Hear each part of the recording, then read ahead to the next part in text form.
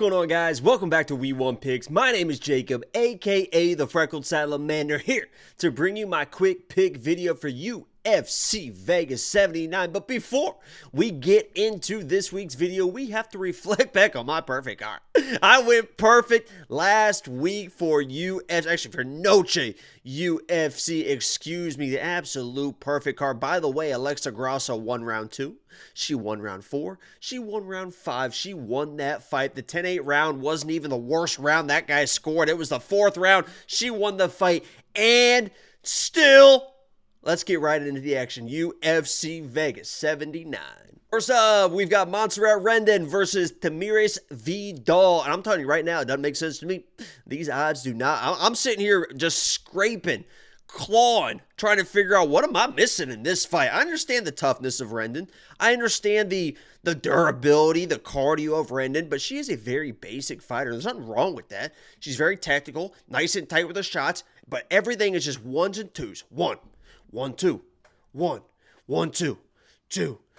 I mean, it is just all very basic, not a lot of kicks. She excels, or she's supposed to excel on the ground, but she can get out grappled. And even if she wants to get to the fight to the ground, she will close the distance with her strikes, get to those body lock positions, get double underhooks, and she still struggles to get people to the ground. Vidal is a different person in that right. She's not going to be the more technical striker, but she will throw kicks. She will throw hands. Everything is heavy. I think she can easily beat up the front leg of Rendon. Rendon is very, heavy on that front leg to throw those 1s and 2s. Vidal has a very good leg kick. I think she can beat up the front leg.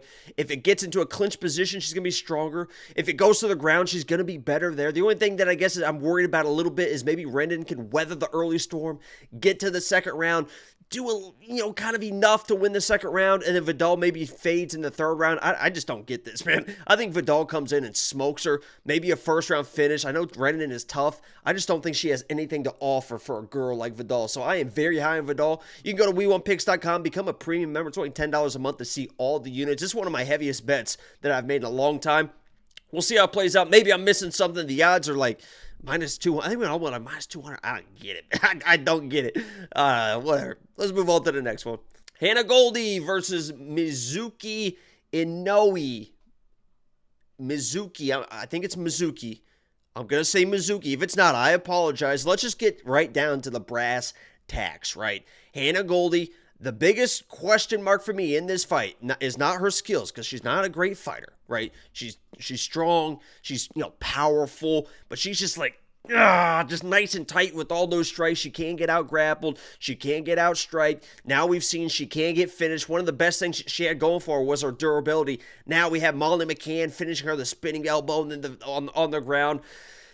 Coming down to 115, it's been a while for her to get to 115. She's a big physical girl. I know I've been on the Instagram and look at the Instagram, not the OnlyFans. I'm not an OnlyFans guy, by the way. I've been on the Instagram, though, and it looks like she is getting a little bit slimmer, but I think that 115 cut is going to be pretty bad for her. And this girl, Mizuki, coming off the layoff, I get it. Knee injury, a year or two ago. First fight back after 3 years, but her last fight against Amanda Lemos, she really showed not only toughness, she got dropped, but handled it fine.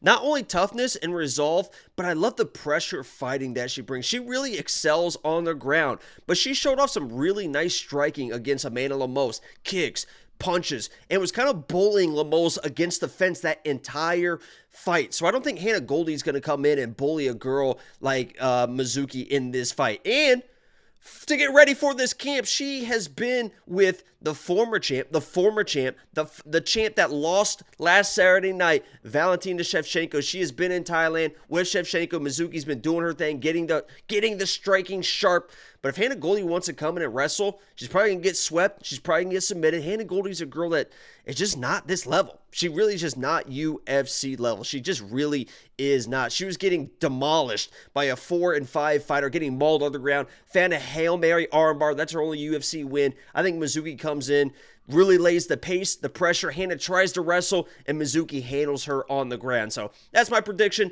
I'm pretty high on Mizuki as well in this matchup. Love you, Hannah, but Nate Collier versus Mohammed Usman, and this one is going to be sloppy. This one is going to be sloppy, and luckily for Mohammed Usman, Jake Collier, yes, he is a veteran, but he's not one of these veterans that can weather the early storm and then he can come on in the second round, in the third round, and win this fight. He's a guy that comes out, doesn't really give a fuck, throws heavy shots, will get tired himself, and unfortunately in this matchup, I think he's going to get bullied a little bit. Jake, a former 185er, and Mohammed Usman couldn't make 185 if he lost both his arms and both his legs. That dude is a big, thick dude. I think he comes in, throws the heavy shots, gets him against the cage, and when both these guys are tired, I feel like I can trust Mohammed Usman a little bit more. We saw that in the Tafa fight, right? Both those guys got tired, but it was Usman at least being on top in those positions. But, I don't trust Usman as far as I can throw him as far as an MMA fight. He's still just so sloppy in everything he does, but he's going to have the power. He's going to have the strength. Jake doesn't even have the cardio advantage. They both basically have the same amount of cardio. So I am going to go Usman here, but as far as like betting him and stuff, I don't know. I haven't decided yet. Maybe when the live stream comes on Saturday, we'll probably play the Usman side something. Jake can be a tough guy in the first round, then start to fade. So maybe we had a lot of success with these second round finishes. We might do something like that. But Usman is my pick in this matchup, but it's going to be sloppy. And if Jake Collier comes in, lays some crazy pace and pressure and gets a TKO, I'm not going to be crazy surprised. So I'm going to Usman here, but let's move on to the next one. Jacob Malkoun versus Cody Brundage. Jacob Malkoun wins. Let's move on to the next one. I'll just kid. But he is probably going to win, right? We've seen Cody Brundage in that last fight. Fight IQ. Looked like he was quitting in that fight versus SD. The only thing that really worries me here, because Jacob should come in and control the striking, control the wrestling for sure, because Brundage is supposed to be like this grappler, this wrestler, but Jacob should be able to handle that. All Jacobs are just like a notch above everyone else, especially people named Angelo. Just a notch above everyone, just a step ahead. You think you're doing something, I know what you're doing, I'm going to get ahead of you.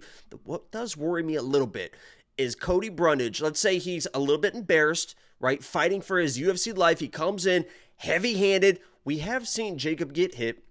We have seen Jacob get dropped. So there is something in the back of my mind that's like, sometimes these guys coming off these bad, embarrassing losses just come in super aggressive. Jacob isn't like the best striker in the world. He can get hit. He can get dropped. And maybe something weird happens there.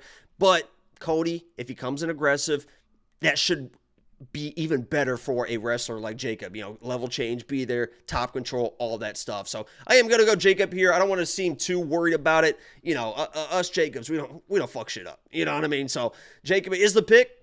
That's all that needs to be said. Let's move on to the next one. The Dirty Bird, Tim Means versus Andre Fialho. And I'm going dog here. And this is simply because of what have you done for me lately. I will admit, last year, the Dirty Bird, Tim Means against Max Griffin. I have no notes. Angelo reads the script. I have nothing in front of me. So against Max Griffin, you saw him get dropped early, handled it just fine. But even in that fight, you thought to yourself, watching that fight, okay, Tim Means is getting old, right? He's 39 years old. I don't know if he was 39 or 38 at the time of that fight, but you're like, okay, he's starting to slow down. This is the end of Tim Means. These guys are going to, up-and-coming guys are just going to be a little bit too fast for him, a little bit too powerful for him. And then he comes in against Alex Morono this spring. Looked fantastic. He looked like a completely different person, getting some nice takedowns, some nice grappling, winning the striking exchanges, laying in some nice power. He was beating up Alex Morono, completely controlling that fight until Alex Morono find that Hail Mary submission. By the way, Alex Morono is like one of the best grapplers in the UFC you've probably never heard of. That guy's like a triple black belt, really, really high level. So getting caught in a guillotine by him is like, it is what it is type of situation. Andre Fialho, we've seen knockout after knockout after knockout. Even in the fights he's winning, he's still getting clipped, and I can't trust a guy like that. I just can't, especially against a guy like Dirty Bird, who has shown he has a chin. He can eat the shots, and even if he is getting touched up, even if he's getting hurt, he's not getting put out, and the best thing that I love about the Dirty Bird Tim Means is he's got that wrestling in his back pocket. If things start going south, if Fialho is touching him early, if Fialho comes out and is aggressive again, because his last fight he wasn't really that aggressive, maybe he comes out and he's just going to get in his face and try to knock out the 39-year-old. Tim Means can level change. Now, Fialho can get taken down. He's really good about getting back to his feet, but at least it kind of changes the pace of the fight. At least it kind of stifles him. And Fialho, as the fight goes on, will lose that power more and more. So I'm going with the veteran here, the Dirty Bird. I think he comes in, wins a few striking exchanges, maybe mixes in some wrestling. I like his cardio, I like his endurance, and I like his durability in this fight. So I'm going Dirty Bird here. Don't let me down, baby. Let's move on to the next one. Miles Johns versus Dan Argueta. And Miles Johns is a guy that it seems like he just can't figure out what he wants to be. Very talented, powerful guy, good wrestler. But he came into the UFC and he started hitting this streak of just knocking people out. And he decided, it seems like he decided, I'm just going to knock everyone out. I'm a powerful guy at 135. If I land this right hand on people, they're going to go to sleep. So I'm just going to overswing and knock people out. And he ran into a fucking buzzsaw against John Castaneda's Sexy Mexi, which was my lock of the week that week, by the way. Because I knew that Sexy Mexi could weather the storm and wear this guy down. It seems like Miles Johns, after that fight, was like, okay, I can't keep doing what I'm doing. I'm going to come in against Vince, and I'm going to start getting takedowns. I'm going to go back to my wrestling roots. He's a good wrestler. Go back to my wrestling roots, get some takedowns, and start winning the fights. Start being a little bit more smart about the way I fight. The issue was, he couldn't get the takedown. So now you have a guy that has, I don't want to say he's abandoned the power, but has realized he can't knock everyone out, tried to go back to his wrestling, and couldn't out-wrest Vince. And he's definitely not going to be able to out-wrest a guy like Dan Argueta, especially early. That's what I thought was going to happen against Ronnie Lawrence. I thought Dan Argueta was going to come in and get steamrolled by Ronnie Lawrence. And that exact same thing, or that thing that I thought was going to happen, the exact opposite thing is what happened. I'm great at the English language. So, yeah, Dan Argueta came in and just smoked Ronnie Lawrence. I know that the submission there was, he wasn't really out. That was so weird. I mean, that was Keith Peterson, literally grabbed his arm and was like, you're tapping now, bitch. It was a very weird situation. But you saw the intensity that Dan Argueta brings. He is just non-stop wrestling. And that is a great recipe for a guy like Miles Johns because he does slow down. He slows down.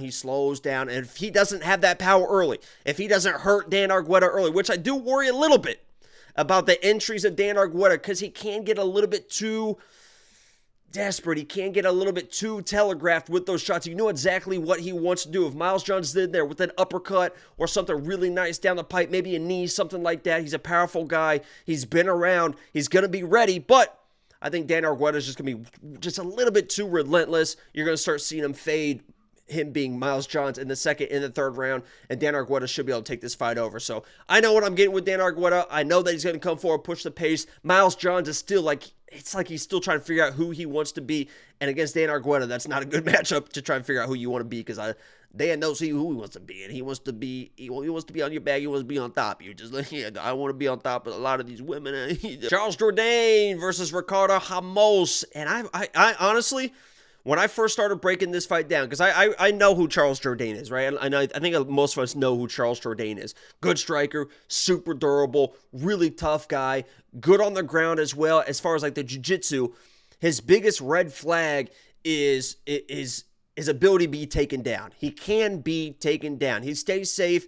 Obviously he's been submitted before, but a lot of times it's just the constantly being taken down is the biggest red flag on a guy like Charles Jourdain. And obviously that fight versus Crone Gracie was, a weird fight, but Crone did get into some body lock positions. And why I bring that up is, when I first started breaking down this fight, I watched the fight with Bill Algeo and Ricardo Ramos, however you want to say it. And I saw the 8 takedowns, and I started watching that fight. I'm like, okay, Ramos is going to beat Charles Jourdain because he can take him down. But that was a lot of body lock takedowns against Bill Algeo, and Charles Jourdain seemed pretty strong and pretty ready for that stuff against Crone Gracie. And the biggest red flag was Ricardo Ramos. Yeah, I think he got 8 takedowns, something crazy in that fight. But he was getting tired. And a lot of those takedowns were because him and Bill were both tired. And he didn't really keep position that well. He tried to climb on the back a few times, But that offensive wrestling from Ricardo really wore him down. So if he comes in and is trying to take Charles down, I believe Charles can stay safe. He's a black belt in his own right. He's going to be able to stay safe. And if I can trust somebody in the second round, in the third round, after a high-level, high-paced first round between these two gentlemen, it's going to be Charles Jourdain 10 out of 10 times. I know he's going to be around. I know he's going to be there. I know he can out-tough the crazy striking of Ricardo in the first round, this crazy spinning stuff. Charles Jourdain can eat those shots. He can make a miss. He can respond, and he's a durable guy, and he's going to be there for the second and third round. So I flipped completely. I was like, okay, Ricardo's going to come in, use his wrestling, control Charles, maybe get his back, the control, and just do that. But he gets too tired, man. So I completely flipped. I am going Charles Jourdain in this matchup because I think he can really start hurting and laying pace and pressure on Ricardo in the second, in the third rounds, even if he is getting taken down or getting hit in that first round. So give me Charles Jourdain in this matchup. Let's move on to the next one. Bryan Battle versus AJ Fletcher. You aren't going to like this. I'll tell you right now, you're not going to like this breakdown. Let's start with AJ Fletcher. I know a lot of people will be like, oh, this T-Rex arm short guy. One of the biggest turnoffs for me for AJ Fletcher, is you guys hear me talk about it all the time, is he looks like a guy that gets knocked out. I say it all the time. I think I've even said it on his breakdown before. He looks like a guy that just absolutely, he just got a knockout look face, but he doesn't get knocked out. The only way that this guy really loses is because he's getting out-grappled late in fights. Semi the Jedi, he is steamrolling him in the first round. Ange Losa having really good success in the first round in the striking. Starts losing some striking exchanges end in the first round, but then comes through in the second round and should have put Ange Losa out of that fight. Comes in the third round, he's tired because he tried to finish that fight. Now he's getting out grappled. Comes in against Temba Garimbo. Smokes him, taking him down. He's got the mounted guillotine, but he's keeping the position. I know he's kind of a guillotine guy, but he's very smart about it. And the abilities to get to full mount from AJ Fletcher is really incredible. His takedowns are explosive, and he just slides so well from guard to half guard to full mount. And in full mount, he does such a good job of keeping position, but also threatening everything he does. He makes people work on the bottom. And you saw that against Semi, against Ange. He even hurt him with the hands. He's a really good boxer, and this guy can eat a shot. Watch the shots that AJ Fletcher was eating against Ange Losa in like the last minute 30, last 2 minutes of that first round when Ange was fresh, laying some really clean leather on him. The guy just eats shot. He does get hit, but he just eats shots, right? So that's my breakdown of AJ Fletcher. He's a capable striker, very durable, very good wrestler, and really makes people, he really punishes people once he gets on top, especially in that mount position. Now, Bryan Battle, we really don't know. I'm telling you guys right now, I know that you see the flashy knockouts. He had the 30-second head kick. He had the 14-second knockout. He was getting out grappled and kind of mauled by Renat. In those knockouts, I know he's kind of found this power because he was really never a powerful guy, and people are going to be like, oh, he's going to knock out AJ Fletcher. He's knocked out this guy. He's knocked out this guy. But we haven't really seen Bryan Battle at 170 since his Contender Series fight in an actual fight. We just really haven't seen it. So there's just too many question marks in my mind to trust a guy like Bryan Battle, especially at the minus 170 price point. You just don't know what's going to happen if he comes in against another wrestler again, against a guy that not only can wrestle, but also has power in his hands. That seems like a durable guy. And people are going to be questioning the gas tank of AJ Fletcher. AJ Fletcher gassed once he starts getting offensive wrestling. Once he's on his back, that's when he starts gassing. Bryan Battle, in my mind, I don't think is ever going to be in a top position against this guy. AJ Fletcher's going to come in. He's going to get a takedown. He will get a takedown in the first round. He probably will slide through the half guard, maybe even a full mount position. What's going to happen to Bryan Battle there? I know he's defensive off his back. He stayed safe against Renat. He did get dropped by Renat too in the third round of that fight, and we saw AJ drop and almost finish Ange Losa with his hand. So this is one of those things where it's like, I get all the love for Bryan Battle because he's done this flashy stuff, but there's just too many question marks for me. I still don't know what he's going to be like in an actual fight. I've seen him get mauled. I've seen him get early knockouts. But in an actual back-and-forth fight, I just do not know. And I know that AJ Fletcher is going to come in. He's going to be durable. That's probably going to jinx it, but he's going to be durable. He's going to wrestle. He's going to get top positions, and he's got power as well. So I'm going with the dog here, AJ Fletcher. I know a lot of people are going to give me shit for it, but we'll see how it plays out. I fully respect Bryan battle and everything. By the way, he missed weight his last fight as well. So another little factor, another little thing to keep in the back of your mind. We don't know how he would have looked extended in the fight. We'll see if he cleaned that up, but I am going AJ Fletcher in this matchup. Let's move on to the next. Marina Rodriguez versus the karate hottie Michelle Waterson Gomez. Yeah, this one's probably pretty cut and dry. Watch that first fight back. I know the Michelle is going to look better than the first fight. I have no doubt in my mind that the karate hottie is going to come in and look better. Maybe mix in a takedown or two. That's how you beat Marina. You mix in takedowns, you wrestle her, but even when she's getting wrestled and she's getting taken down, she still wins a lot of those fights, or she loses very, very closely. So even if the karate hottie is coming in with a heavy wrestle game plan, she still could lose this fight. And if you watch the first fight, if you watch them lately, I mean, Marina's just a better striker. This should be a mostly striking matchup, and Marina just is a better striker. Michelle, karate hottie, is capable. She's tough as shit. If you're going to play this, I wouldn't even play the money line Marina. I just take Marina by points. That's going to get you better value. I don't think that she's going to finish a girl like karate hottie, but unfortunately, this is what it is. Marina's a better striker. I'll be rooting for karate hottie. You know I'm going to be there, front row cheering. No, actually front row. I'll be front row right here. You know what I mean? So, but Marina, she's the better striker. That's why she won the first matchup, and that's why she's going to win this one. So, I hope that she comes through. Karate hottie does. Maybe gets a takedown. Maybe jumps her back. Something weird like that. But this should be a Marina play all the way. Get her by points.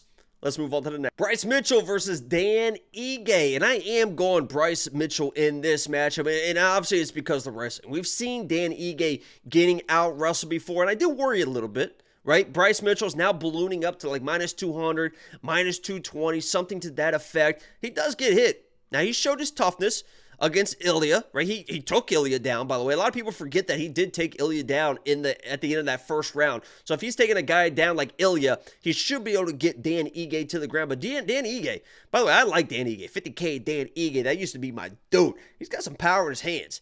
And if he's sitting there ready and Bryce takes a bad shot at the bad time or catches the wrong shot, obviously Dan Ige is going to have a puncher's chance in this matchup. And not just a puncher's chance. Let's say he starts defending the takedowns. Let's say Bryce is starting to gas a little bit, because you saw in that fight, he was getting touched up against Ilya, and when he's getting touched up and then he's like desperate wrestling, you saw him start to fade. Now, he says he was sick and all this stuff.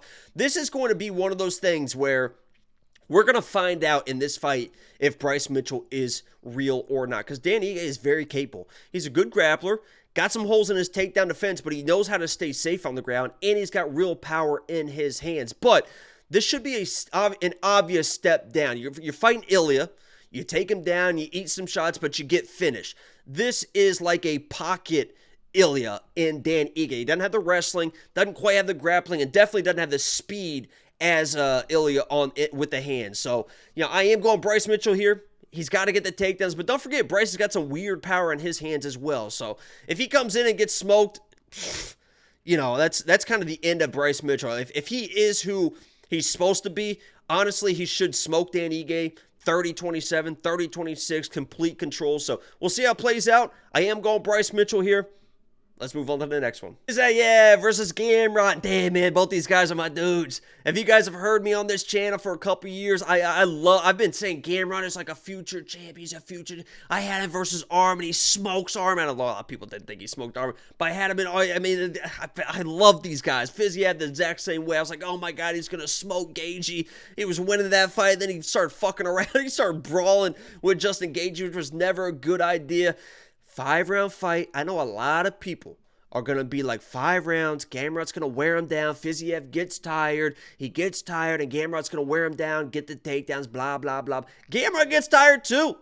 Gamrot gets tired too, especially when he's getting hit. And you saw that versus Jalen Turner. Jalen Turner was starting to touch him up a little bit in the second round. And yeah, Gamrot was still able to get those takedowns. But you saw him looking at the clock. You saw him gassing. You saw the takedowns get a little bit more desperate. And against a guy like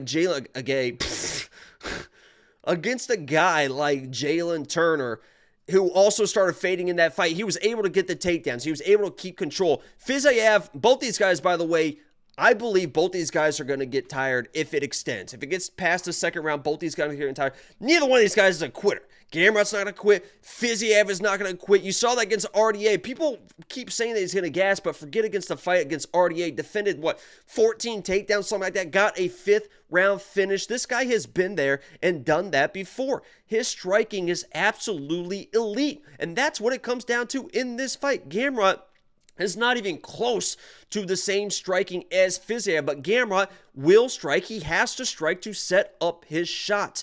And when he is doing that, he gets hit and he gets dropped a lot. It is a lot.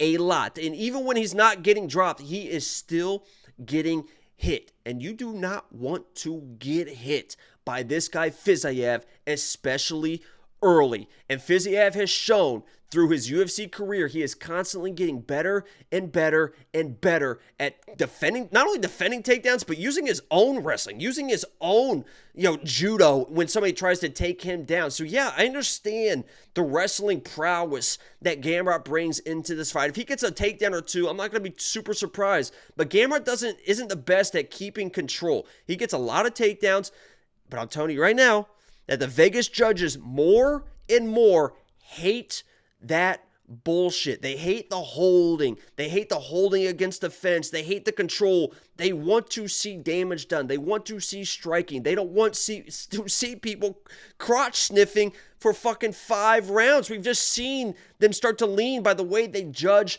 fights. So, long story short, Fiziev is the way better striker. I believe that most of this fight is going to be striking, so therefore I'm all over Fiziev in this matchup. Not only am I all over Fiziev in this matchup, I think that he's really going to hurt Gamrot and hurt him early. The guy just gets hit way too much. I don't think his takedowns are going to be as effective as he thinks he is. Fiziev is super explosive, super strong, gets out of those positions and immediately starts laying pace, pressure, speed, and power on you. So I think Fiziev can finish this dude first, second round. I know Gamrot's never really been finished, but if there was ever a guy to finish when you've been dropped, but you instantly pop back up, Fiziev's a different breed, man. I'm telling you, Fiziev's a different breed. Not only do I think he wins this fight, but I think he wins it handily, easily, sets a statement, getting a knockout in the first or second round of this fight. I love Gamrot. He's my dude, but this matchup is just not it for him. I'm telling you, my dude Fiziev is going to get it done. This has been my quick pick video for UFC Vegas 79. Make sure you like the video, subscribe if you are new. Go to WeWantPicks.com, become a premium member today to see all the plays. I had a perfect card last week. I've been up unit 7 of last 8 weeks. The only week that I was only down a half unit. I think now I'm up over like 20 units the last 8 weeks, something like that. Go to WeWantPicks.com, become a premium member today. My name is Jacob, a.k.a. the Freckle Salamander, and I am out.